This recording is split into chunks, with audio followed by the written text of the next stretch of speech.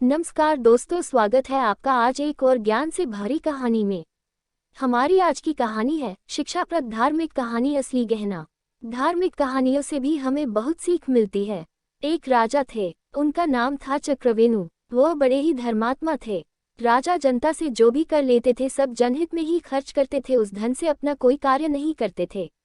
अपने जीविकोपार्जन हेतु राजा और रानी दोनों खेती किया करते थे।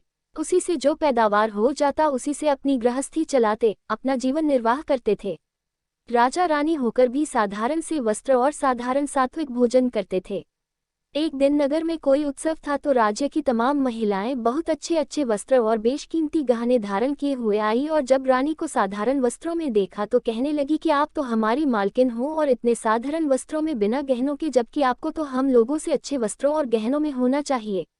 ये बात रानी के कोमल हृदय को छू गई और रात में जब राजा रनिवास में आए तो रानी ने सारी बात बताते हुए कहा कि आज तो हमारी बहुत फजीहत बेइज्जती हुई।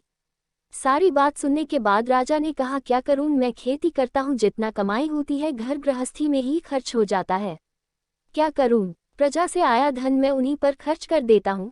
फिर भी आप परेशान न हो, मैं आपके लिए गहनों की व्यवस्था कर दूंगा, तुम धैर्य रखो। दूसरे दिन राजा ने अपने एक आदमी को बुलाया और कहा कि तुम लंकापति रावण के पास जाओ और कहो कि राजा चक्रवेणु ने आपसे कर मांगा है और उससे सोना ले आओ। वह व्यक्ति रावण के दरबार में गया और अपना मंतव्य बताया। इस पर रावण अट्टहास करते हुए बोला, अब भी कितने मूर्ख लोग भरे पड़े हैं। मेरे घर देवता पानी भरते हैं और मैं कर दूंगा। उस व्यक्ति ने कहा कि कर तो आपको अब देना ही पड़ेगा, अगर स्वयं दे दो तो ठीक है। इस पर रावण क्रोधित होकर बोला कि ऐसा कहने की तेरी हिम्मत कैसे हुई, जा चला जा यहाँ से। रात में रावण रानी मंदोदरी से मिला तो ये कहानी बताई। मंदोदरी पूर्ण रूपेण एक पतिव्रता स्त्री थी। ये सुनकर उनको चिंता हुई और पूछी कि फिर आपने कर दिया या नहीं। तो रावण ने कहा, तुम पागल हो, मैं रावण हूँ, क्या तुम मेरी महिमा को जानती नहीं? क्या रावण कर देगा? इस पर मंदोदरी ने कहा कि महाराज आप कर दे दो, वरना इसका परिणाम अच्छा नहीं होगा। मंदोदरी राजा चक्रवेणु के प्रभाव को जानती थी क्योंकि वह एक पतिव्रता स्त्री थी। रावण नहीं माना। जब सुबह उठकर रावण जाने लगा तो मंदोदरी ने कहा कि महाराज आप थोड़ी देर ठहरो, मैं आपको एक तमाशा दिखाती हूँ। रावण ठहर गया। मंदोदरी प्रतिदिन छत पर कबूतरों को दाना डाला करती थी। उस दिन भी दाना डाली और जब कबूतर दाना चुगने लगे तो बोली कि अगर तुम सब एक भी दाना चुगे तो तुम्हें महाराजाधिराज रावण की दुहाई है, कसम है।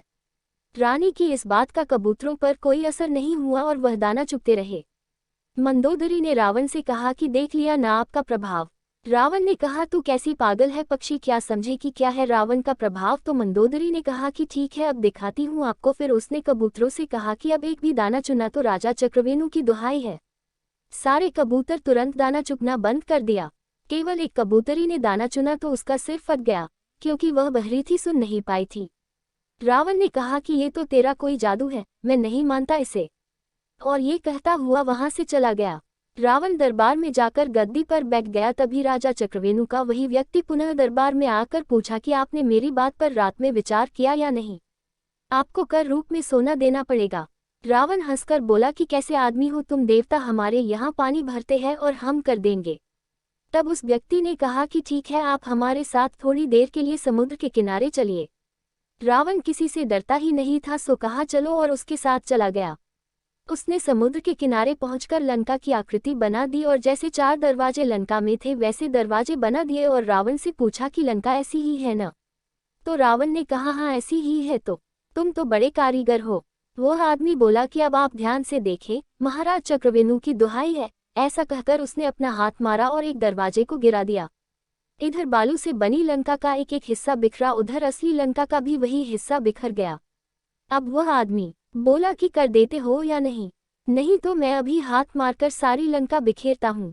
रावण डर गया और बोला, हल्ला मत कर, तेरे को जितना सोना चाहिए चुपचाप लेकर चला जा। रावण उस व्यक्ति को ले जाकर कर के रूप में बहुत सारा सोना दे दिया। रावण से कर लेकर वह आदमी राजा चक्रवेणु के पास पहुंचा और उनके सामने सारा सोना रख दिया। चक्रवेणु ने वह सोना रानी के सामने रख दिया कि जितना चाहिए उतने गहने बनवा लो। रानी ने पूछा कि इतना सोना कहाँ से लाए? राजा चक्रवेणु ने कहा कि यह रावण के यहाँ से कर रूप में मिला है। रानी को बड़ा भारी आश्चर्य हुआ कि रावण ने कर कैसे दे दिया। रानी ने कर लाने वाले आदमी को बुलाया और पूछा कि कर कैसे लाए, तो उस व्यक्ति ने सारी कथा सुना दी। कथा सुनकर रानी चकरा गई और बोली कि मेरे असली गहना तो मेरे पतिदेव जी हैं, दूसरा गहना मुझे नहीं चाहिए। गहनों की शोभा पति के कारण ही है, पति के बिना गहनों की क्या शोभा। जिनका इतना प्रभाव है कि रावण भी भयभीत होता है, उनसे बढ़कर गहना मेरे लिए और हो ही नहीं सकता। रानी ने उस आदमी से कहा कि जाओ ये सब सोना रावण को लौटा दो और कहो कि महाराज चक्रवेणु तुम्हारा कर स्वीकार नहीं करते। मनुष्य को देखा देखी न पाप न पुण्य करना चाहिए और सात्विक रूप से सत्यता की शास्त्रोक्त विधि से कमाई हुई दौलत में ही संतोष करना चाहिए। दूसरे को देखकर मन को बढ़ावा या पश्चाताप नहीं करना चाहिए।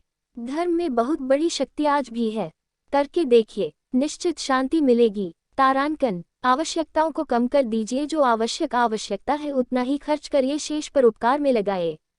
भगवान तो हमारे इन्हीं कार्यों की प्रतीक्षा में बैठे हैं, मुक्ति का द्वार खोले। किंतु यदि हम स्वयं नरकगामी बनना चाहें तो भगवान का क्या दोष। अगर आपको इन कहानियों से कोई आपत्ति है तो आप हमें मेल करके बता सकते हैं। आपको हमारी कहानियाँ कैसी लगती है हमें लाइक कमेंट करके जरूर बताएं। आपके लाइक कमेंट से हमें कहानियाँ लिखने का हौसला मिलता है। धन्यवाद।